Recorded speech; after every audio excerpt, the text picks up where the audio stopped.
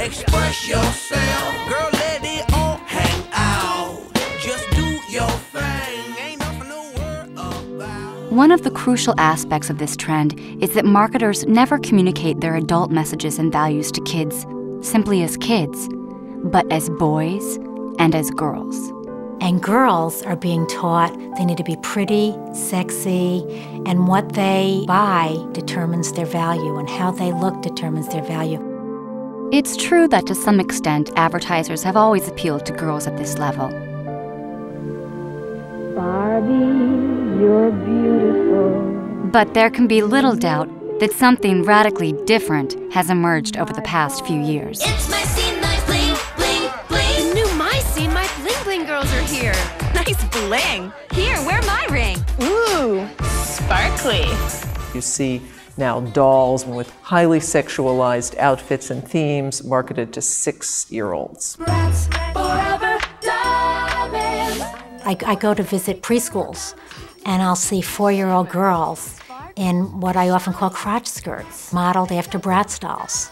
That's so cute. I would seriously wear that. Thanks. Be Bratz. Be one. While one part of you cognitively may be able to accept belly shirts when you're 7 years old, are you emotionally mature enough to handle the outcome when you go out in public and people look at you like, an underage Britney Spears? And with boys, we see the same pattern. While to some degree marketers have long targeted boys with what would seem to be adult messages, messages that equate being a man with aggression and toughness and violence, today's boys are immersed in an altogether different world. Fire! Exciting!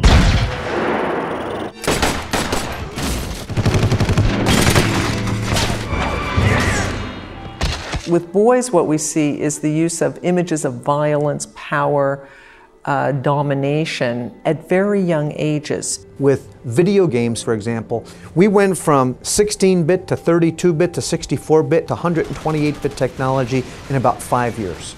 What that means is that we're getting closer and closer to virtual reality.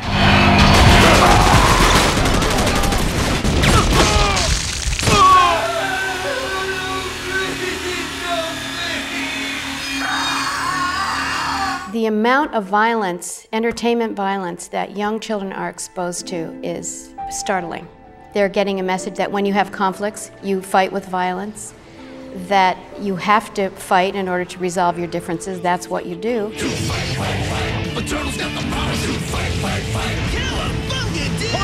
And that watching violence is fun. What the hell is this? What the hell is this? It's entertaining.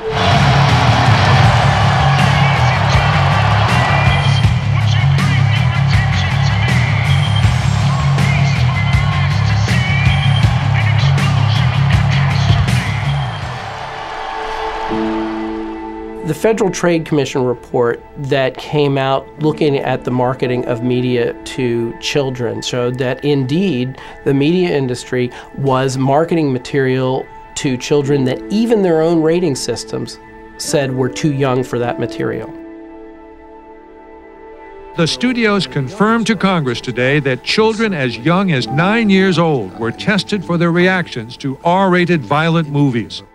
Clearly, there were times during the period discussed in the FTC report when we allowed competitive zeal to overwhelm sound judgment and appropriate standards. So the very people who are making the product are telling you what's appropriate for kids. And there has been a shift in the space of a decade of one full ratings point. So what was an R-rated movie is now a PG-13. They don't use child development experts in deciding this, and the questions they ask are not, is this okay for kids? It is, would parents let kids of a certain age watch this? I still masturbate to Pam. Greg? Look at those boobs. Man, I just want to lather them up with soap and just One thing that happened when the movie studios tightened up on letting kids into R movies was that the sexual content, drug content, alcohol, tobacco, profanity, adult content migrated into the PG-13 movies. So they're a lot more like what R movies used to be. And a Hollywood movie that's rated for older viewers, PG-13 or R,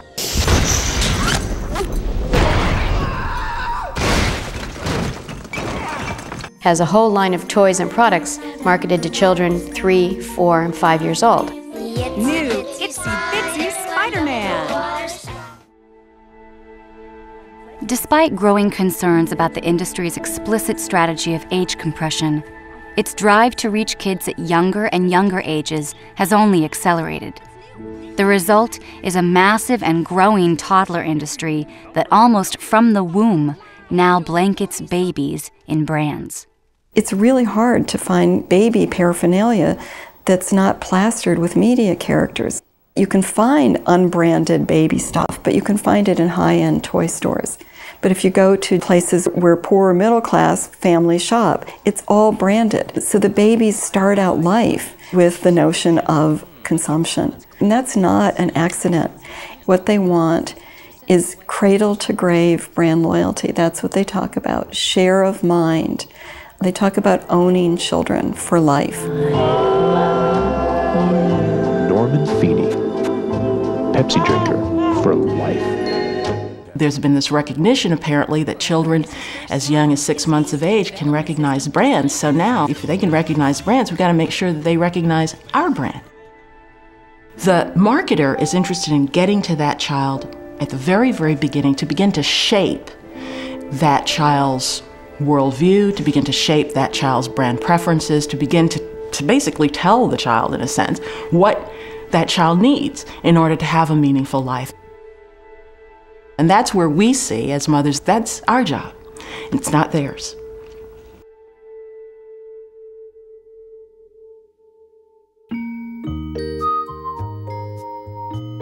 Where to turn in such a world?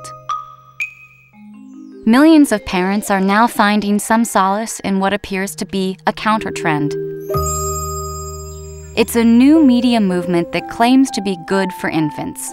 And whether we're talking about developmental DVDs like Baby Einstein and Brainy Baby, or 24-hour programming for infants and toddlers on TV, the idea is that good media is the best antidote to bad media.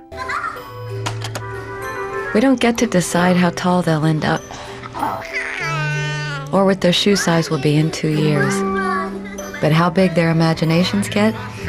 Is that your shirt? Well, we do have some say in that. The idea is that our kids would be all right if parents would simply turn their children away from the commercial clutter and turn them on to educational media. Because kids don't just grow up, they think up.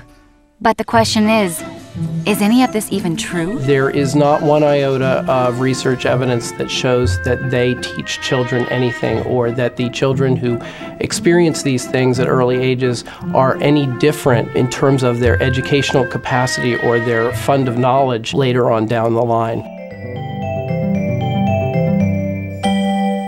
It is a huge, hundreds of millions of dollars a year business. And they're selling it to parents' insecurities. You'll never get into college if you don't play your video game. They're basically letting parents think that if they don't get these things, their children will be behind. What will this home video end up being labeled? Kyle and Max in the car? No, Kyle and Max playing. Cat, we want tea. Make that Kyle and Max increasing the size of their brains. The majority of parents think if they don't put their kids in front of media early and often, that they are going to be behind other kids. And even as this industry has been making big educational claims, it's been making even bigger profits.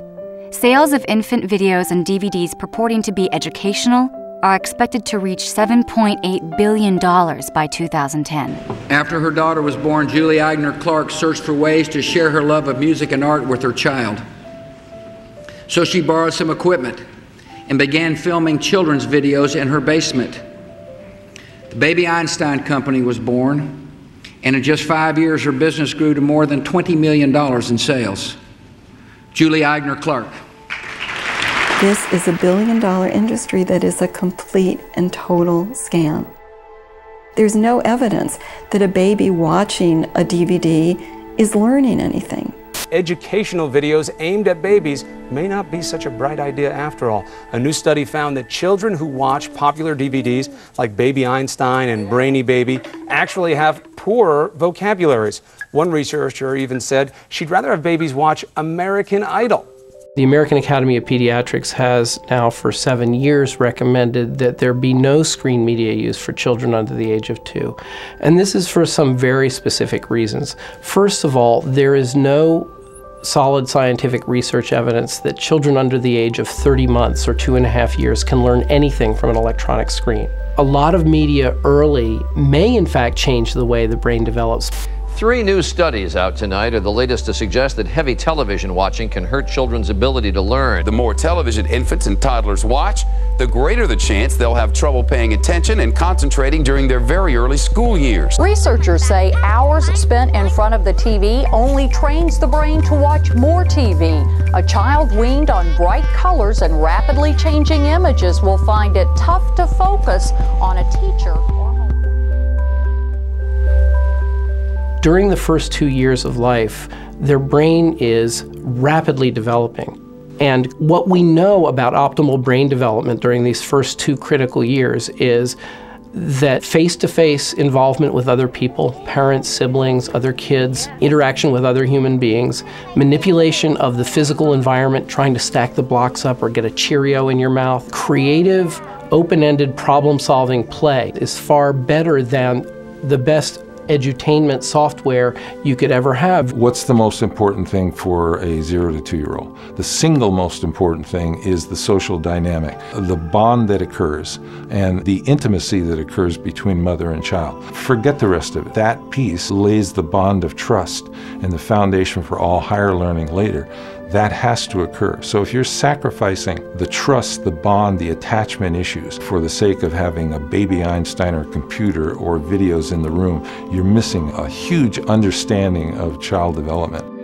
The space that is necessary to think is being jeopardized. You're immersed.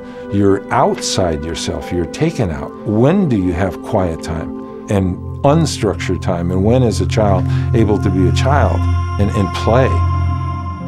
Remember playing baseball until it got so dark you couldn't see the ball any longer? How about hiding and pretending you couldn't hear your name being called home to dinner? That was back, of course, when kids, and just about all kids, played outside starting the moment they got home from school. That was before Xbox, of course. A recent report from the American Academy of Pediatrics found that commercial media is radically transforming the way children play. The report found that even though free and unstructured play is essential to the cognitive, physical, social, and emotional well-being of children, the amount of time 6 to 8-year-olds spend playing creatively has been declining dramatically over the past decade. And for 9 to 12-year-olds over the same period, creative play has declined a staggering 94%.